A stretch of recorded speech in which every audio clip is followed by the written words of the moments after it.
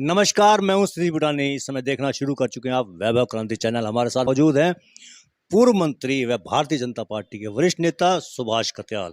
कत्याल साहब, तिरंगा यात्रा निकाली जा रही है, तिरंगे के ऊपर फोकस भी किया जा रहा है आपकी पार्टी द्वारा। आखिरकार इतना राष्ट्र प्रेम उमड़ कर क्यों आ रहा आपका? देखो, आज़ादी का अमृत महोत्सव मनाया जा रहा है सारे देश में। मोदी जी की परिकल्पना ये है कि वो सारे राष्ट्रवासियों को राष्ट्र के प्रेम से ओत-प्रोत करना चाहते हैं।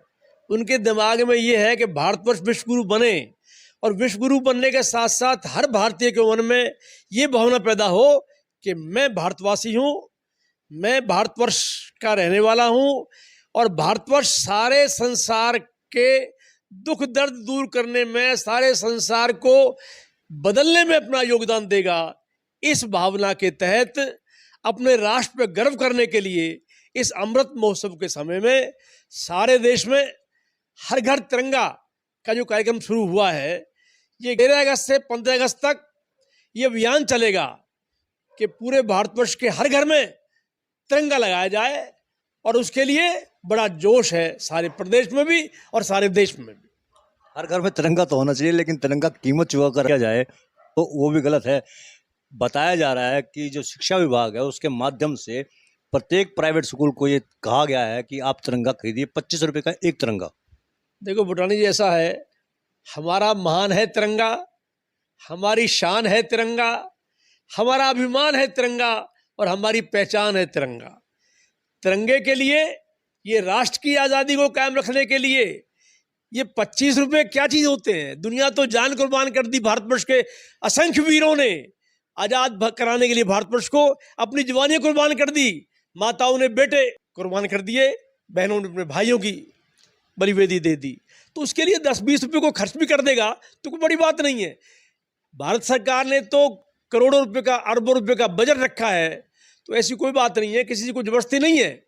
लेकिन खुशी है लोगों में, वो तिरंगे को खरीद के भी, तिरंगे को अपने आप भी, और सरकार द्वारा दिए जाने पर भी, यानी जिस भी तरह से लोगों के मन में होगा वो अपने घर में तिरंगा लगाएगा। और ये कार्यक्रम शुरू हो रहा है। फरीदाबाद के विधायक है नीरज शर्मा कांग्रेस के, उन्होंने तिरंगे को लेकर एक बयान भी दिया और 1 महीने की अपनी सैलरी भी दे दी है तिरंगे के लिए। खासतौर से हरियाणा सरकार से आग्रह किया है कि तिरंगे को कीमत पर नहीं, फ्री में दिया जाए। देखो, बहुत अच्छी बात है, हमारे विधायक नरेंद्र गुप्ता ने अपनी सैलरी भी दे दी। मैं ये बताना चाहता हूँ कि तिरंगे के लिए भारतवर्ष के सैकड़ों, हजारों, लाखों वीरों ने अपनी कुर्बानियाँ दे दी। ये 10-5 रुपये, 20 रुपये का तो क्या कीमत है, ये तो लोग खुशी से कर रहे हैं। मोदी जी ने तो एक भावना भरी है सारे देश में, देशवासियों में। तिरंगा हमारी मान है, हमारी शान है, और उसके लिए बड़ा जज्बा है लोगों में, बहुत उमंग है।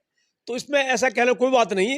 राज्य सरकार हमारी जो है वो तो पूरा इसका बजट इसको अलॉट किया है, तो कहीं थोड़ा बहुत खर्च भी करना पड़ जाए किसी को तो कोई बड़ी बात नहीं है। कांग्रेस का ये कहना है कि तिरंगा जो है उनके दिल और दिमाग में है। कांग्रेस का कहना है कि तिरंगा उनके दिमाग में है, दिल में है।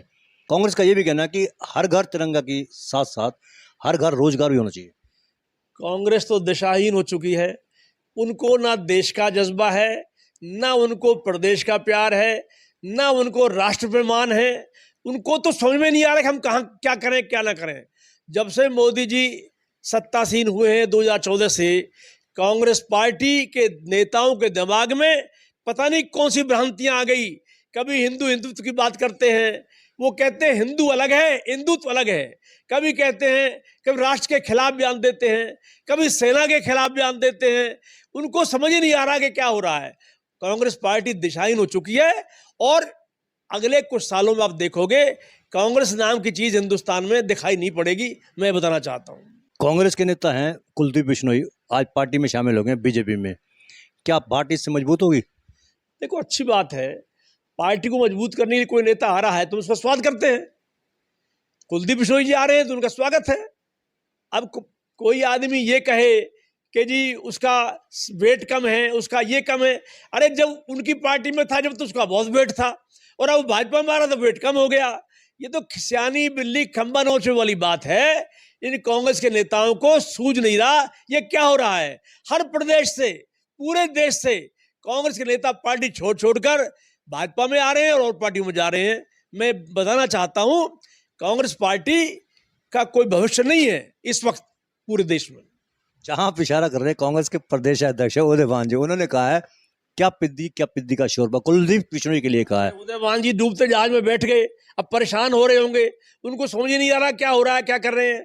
अभी उन्होंने शिविर किया, अभी कोई इनके पार्टी का चिंतन शिविर था, उसमें प्रभारी कोई नहीं बुलाया था, प्रभारी नाराज हो रहा है मुझे नहीं बुलाया, नेता नाराज हो रहे हैं पुराने क्यों बुला लिया, कोई कह रहा है मुझे क्यों नहीं बुलाया, तो वहां तो जूतों में डाल बट रही है। और उदयभान जी का तो अपना क्या वेट है, होटल में ही उनका कैंडिडेट हार गया, नगर परिषद में पलवल में हार गया, नंबर 3 पे पलवल में रहा, नंबर 3 पे होटल में रहा। उनके प्रदेश अध्यक्ष बनने के बाद उनके अपने जिले में ही उनको नहीं पूछ रहा, तो वो प्रदेश में क्या करेंगे, मैं बताना चाहता हूँ।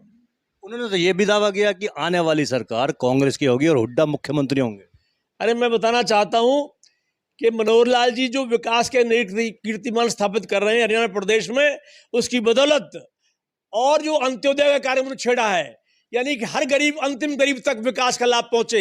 1,80,000 की कीमत वालों को जो आयुष्मान योजना, जो उज्जवल योजना, जो जनधन की योजना, जो और लाभ किसानों को 2,000 रुपया हर 4 महीने में मिल रहे हैं, यानी हर तबके के लोगों को जो मदद मिल रही है, जो उनका मान सम्मान बढ़ रहा है, उसकी बदौलत अभी लाल डोरा का जो गांव में स्वामित्व दिया है, इसी तरह से बिजली अच्छी तरह से कोशिश कर रहे हैं।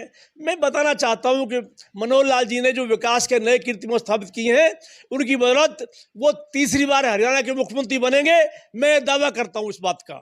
और कांग्रेस पार्टी के नजर नहीं आएगी, उनके तो विधायक 10 से कम रहने हैं। साथ में उन्होंने जोड़ा कि जो जिले में 3 सीटें जीती थी ना बीजेपी ने, हथीन, पलवल, होडल, इस बार इसके उलट होगा, तीनों सीटें कांग्रेस जीतेगी। अरे 9 की 9 सीटें पार्लियामेंट्री हल्के में भाजपा जीतेगी। मैं आपको बताना चाहता हूं, कांग्रेस पार्टी पूरी हरियाणा में 10 को टच नहीं करेगी, 10 से नीचे रहेगी। तो फिर हुड्डा जी कहां मुख्यमंत्री बनेंगे, काय के मुख्यमंत्री बनेंगे? हरियाणा प्रदेश का मुख्यमंत्री एक बार और नियति जो कह रही है कि हरियाणा के प्रदेश के मुख्यमंत्री श्री मनोहर लाल जी होंगे, और हरियाणा प्रदेश में वो विकास के और नए कीर्तिमान स्थापित करते हुए पूरे हिंदुस्तान में हरियाणा प्रदेश को नंबर 1 का राज्य बनाएंगे, मैं ये बताना चाहता हूं। चिंतन शिविर में पूर्व मुख्यमंत्री भूपेंद्र सिंह हुड्डा ने कहा है कि हरियाणा में कांग्रेस की सरकार बनेगी, गरीब लोगों को 300 यूनिट बिजली फ्री दी जाएगी, बुढ़ापा पेंशन है वो 6,000 रुपये किया जाएगा, और जो दूसरी सुविधाएं वो भी दी जाएंगी। हुड्डा के दावे हवाई होते हैं, हवाई होते हैं।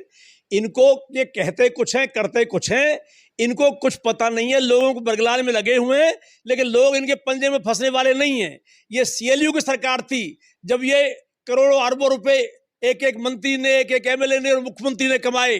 आज उनके चट्टे खुल रहे हैं। और मैं बताना चाहता हूं, हरियाणा प्रदेश के लोग इतने बावले नहीं हैं, हरियाणवी बहुत समझदार है, और वो इनके चंगुल में फंसने वाले नहीं हैं। सबने सोच लिया है कि हरियाणा प्रदेश की जो प्रगति चल रही है, हरियाणा प्रदेश में जो नौकरियां बैठे मिल रही हैं, हरियाणा प्रदेश में जो विकास के काम हो रहे हैं, उसकी बदौलत हरियाणा प्रदेश के मुख्यमंत्री एक बार फिर तीसरी बार श्री मनोहर लाल जी बनेंगे, और हुड्डा जी मुंह ताकते रह जाएंगे। मैंने बताया कि इनकी कांग्रेस की सीटें 10 को टच नहीं करेंगी, 10 से नीचे रहेंगी। 5 तारीख को कल कुशलीपुर में कार्यक्रम है लघु सचिवालय में, उससे पहले बघेल धर्मशाला में ये एकत्रित होंगे कांग्रेसी। हरियाणा सरकार का पुतला फूंका जाएगा 5 तारीख को। देखो, ये कुछ भी फूंक लें, इनके फूंकने से कुछ नहीं होता। हरियाणा प्रदेश में भाजपा और सारे देश में भाजपा। अब तो कमाल ये हो रहा है, भारतवर्ष विश्वगुरु बनेगा, और मनोहर लाल जी के नेतृत्व में हरियाणा प्रदेश में और मोदी जी के नेतृत्व में पूरे हिंदुस्तान में एक बार फिर सरकार भाजपा की बनेगी, और ये कांग्रेस वाले मुंह ताकते रह जाएंगे। ये कुछ भी पुतले फूंक कर ये क्या सिद्ध करना चाहते हैं? लोग इनकी बातों को इस तरह जानते हैं। इनके जो राष्ट्रीय अध्यक्ष हैं सोनिया गांधी जी, उनके जो कारनामे हैं, अभी जो इन्होंने कब्जा कर लिया नेशनल हेराल्ड का, वो ED ने इनको बुलाया था। अब बुलाया, इनसे खाली सवाल पूछ रहे हैं, सवाल पूछने में भी ये सत्याग्रह को बदनाम कर रहे हैं। सत्याग्रह के नाम पे सारे देश में कांग्रेसियों को ये बुलाकर ये अटेंशन डाइवर्ट करना चाहते हैं, लेकिन जो जवाब तो इनको देना पड़ेगा, जो उन्होंने किया है वो भुगतना पड़ेगा। भ्रष्टाचार में लिप्त रहे हैं ये कांग्रेस पार्टी के नेता, तो कांग्रेस पार्टी के नेताओं को ये जनता बख्शेगी नहीं, इनको सत्ता के नजदीक नहीं पटकने देगी हिंदुस्तान की जनता, हरियाणा की जनता। मैं बताना चाहता हूँ।